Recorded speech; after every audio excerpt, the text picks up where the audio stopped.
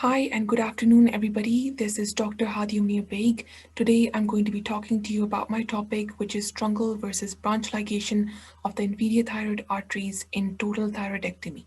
Does it affect post-operative hypoparathyroidism? Now, truncal ligation of the inferior thyroid arteries may lead to an increased risk of hypoparathyroidism. However, branch ligation of the thyroid arteries could be a safer option. This study's objective was to compare the effect. Now, post-surgical hypoparathyroidism is one of the commonest yet preventable complications of thyroid surgery. Hypoparathyroidism is defined as a low intact PTH level accompanied by hypocalcemia. It is commonly categorized as temporary or permanent, and the most common time marker used to delineate between these conditions is 12 months after surgery. The true incidence of postoperative hypoparathyroidism is challenging to ascertain amid the heterogeneity in how it has been studied.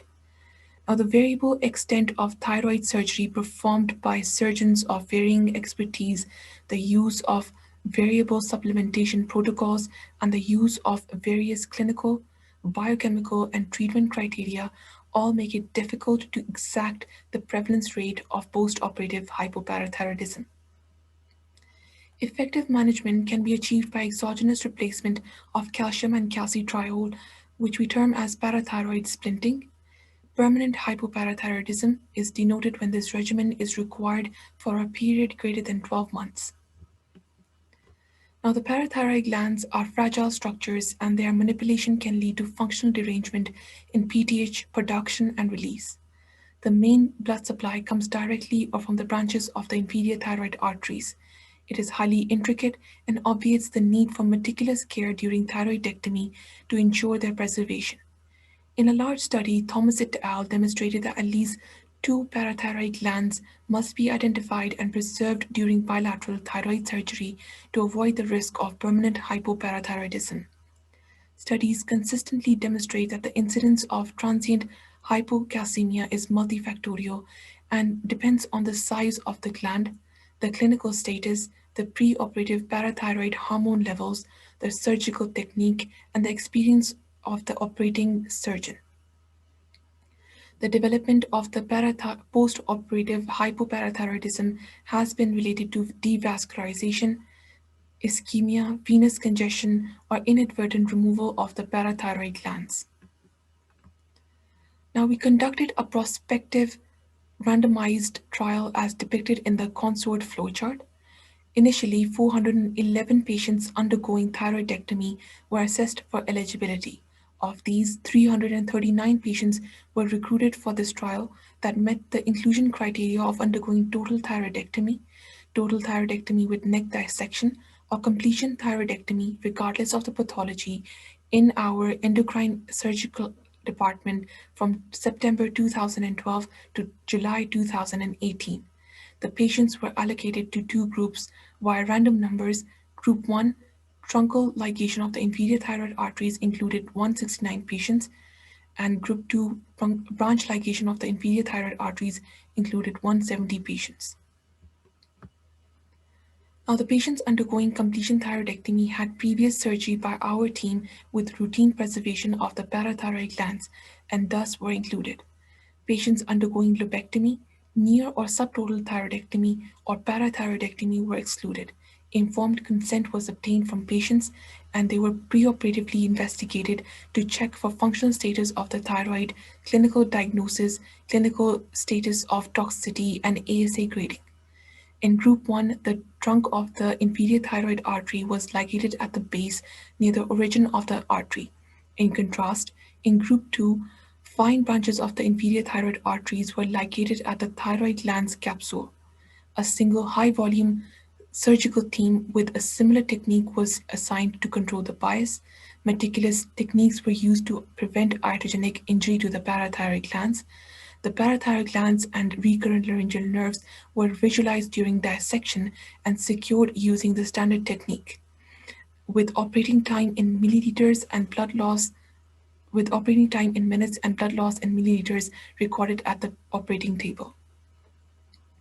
Complications in the post-operative period were noted, and compromise of the recurrent laryngeal nerve were clinically assessed by looking for hoarseness and using diagnostic direct and indirect laryngoscopy.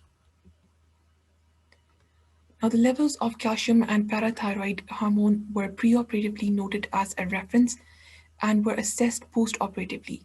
The development of transient hypocalcemia with the requirement of calcium and vitamin D was monitored, and patients were followed up at months 1, 3, 6, and 12 with a reassessment of calcium and parathyroid hormone levels and the requirement of calcium and vitamin D replacement.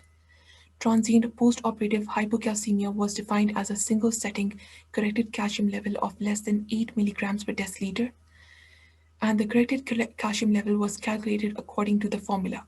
Clinical signs of hypocalcemia were noted as appropriate, such as Chauvistic sign, Trousseau's sign, numbness, perioral paresthesia, carpopedospasm, and ECG changes. Low parathyroid hormones were defined as less than the reference levels. Transient hypoparathyroidism was considered as less than 12 months of replacement therapy. Now, during the study, 8 benign cases in both allocated arms were converted to near or subtotal thyroidectomy to prevent hypothyroidism, and 12 patients were lost to follow up due to the long distance stay with no telephonic access.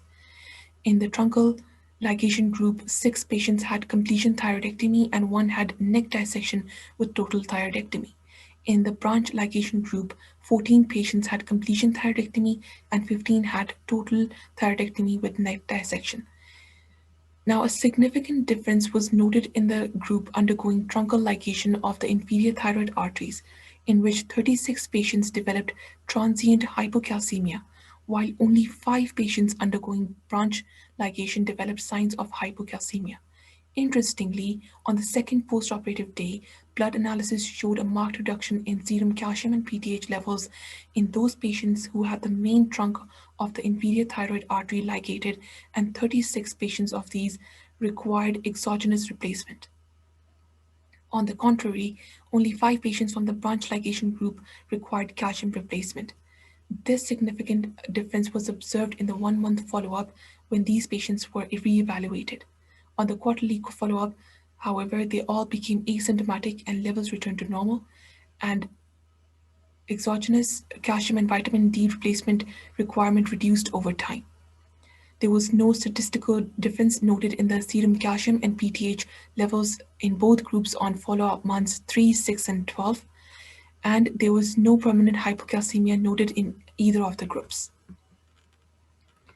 In this group, we can see the serum calcium levels, the serum parathormone levels, and the need for exogenous replacement with calcium and vitamin D. So looking over here, we have the truncal ligation. The serum calcium levels were 8.7 preoperatively and 8.4 on day 2 in the truncal ligation group, whereas in the branch ligation group, you had 8.7 in the preoperative phase, and on day 2, we had 8.7 with minor differences in the standard deviation. Now, looking at the serum parathormone levels, we have 42.77 in the preoperative phase in the truncal ligation group, with a major drop on day 2 of, at 36.85, whereas in the branch ligation group, we had preoperatively 43.68, and on day 2, it is 42.48 with a very minor drop. Now, the need for exogenous replacement with calcium and vitamin D was immensely high in the truncal ligation group, with 36 patients requiring replacement on day 2, whereas only 5 patients from branch ligation group required exogenous replacement.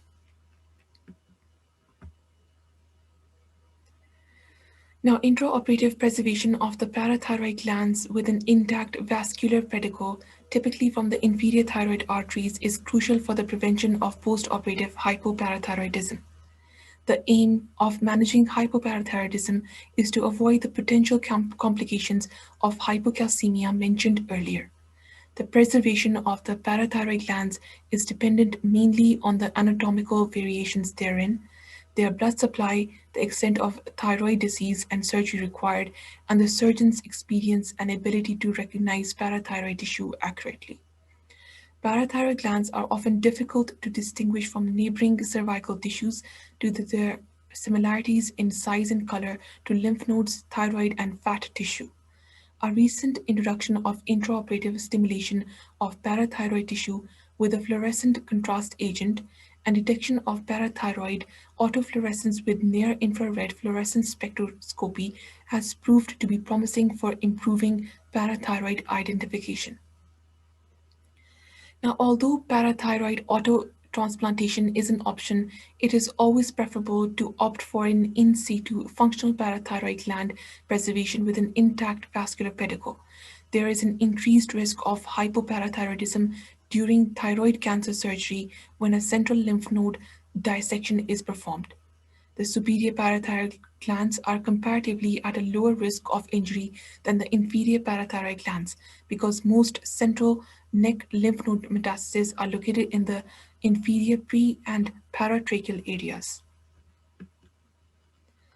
Now, the use of loop magnification of up to 2.5 times has been shown to significantly reduce the rate of inadvertent removal of parathyroid glands.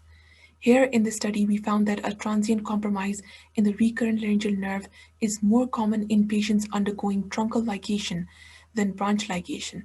In our experience, identification of the nerve remains imperative for the safety of the operation, but dissection along the thyroid gland's capsule adds to the safety of the operation.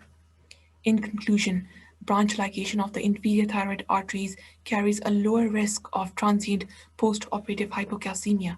Ligating the inferior thyroid arteries branches near the thyroid capsule prevents extensive dissection, devascularization of the parathyroid glands, and a lower incidence of postoperative hypoparathyroidism, and hence may improve a patient's postoperative course.